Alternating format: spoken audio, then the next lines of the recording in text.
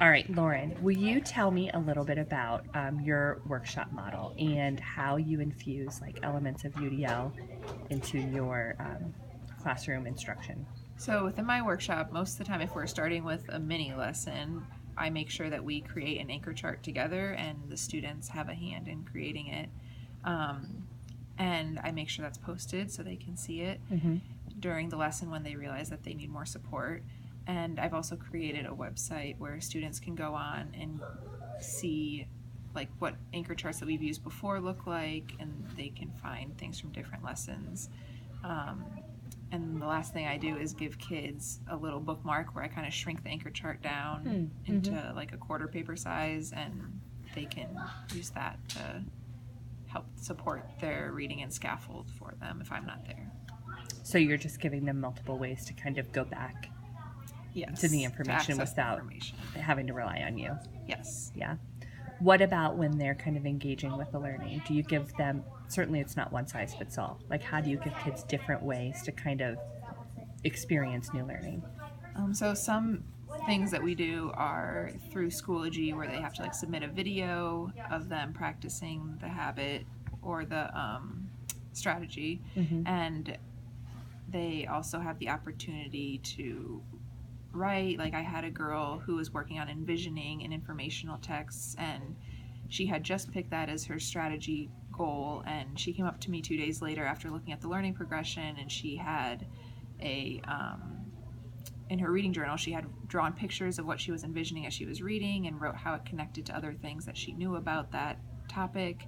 And she also had some sticky notes where she wrote down like the actual words that helped her envision, and I hadn't seen her at all, so she was able to use the different tools to come up with her own way to present the knowledge. That was exactly my question. So she kind of developed this own way to demonstrate her level of learning with on her own. You didn't. Yes, just using the learning progression and seeing what the goals were and what mastery looked like. She was able to determine what that meant to her and how she would best show that. Is that hard for you to like kind of like let control and just kids just go at it?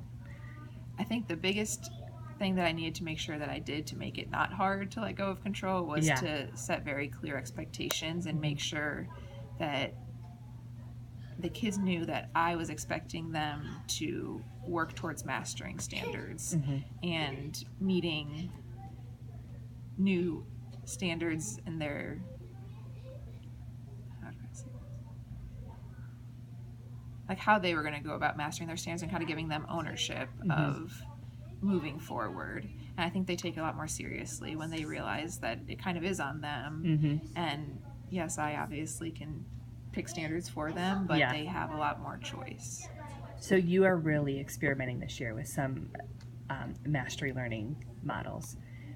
Tell me different ways that your kids kind of represent or express like demonstration of learning. I heard you say like they do some things that are blended. One child developed her own, thing with envisioning, and tell me how that looks in your room.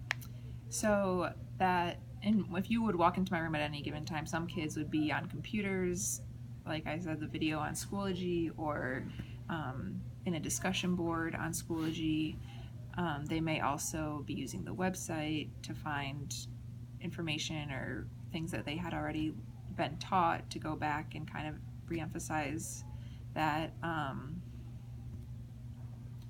And then I kind of forgot your question. So the question is, I forgot the question too. Let's go into a different question. About here's my blended learning? Yeah, here's my last question. Do you think about the way you use? Has this always been the way that you've taught, or is this a new way of teaching for you? And what was hard to let go of, or easy? Like, is this easy for you? Difficult for you? Is it worth it? So what's the payoff for kids? After learning so much about personalized learning and how students really are so at like such different levels and interested in different things at different times, it made a lot more sense to give them more choice. And like if I'm sitting here teaching a whole group lesson, how many kids are really picking up on that? And so I try to make my mini lessons shorter now and give me more time for like one-on-one conferring or small group work, so I can meet the more immediate needs of individual kids.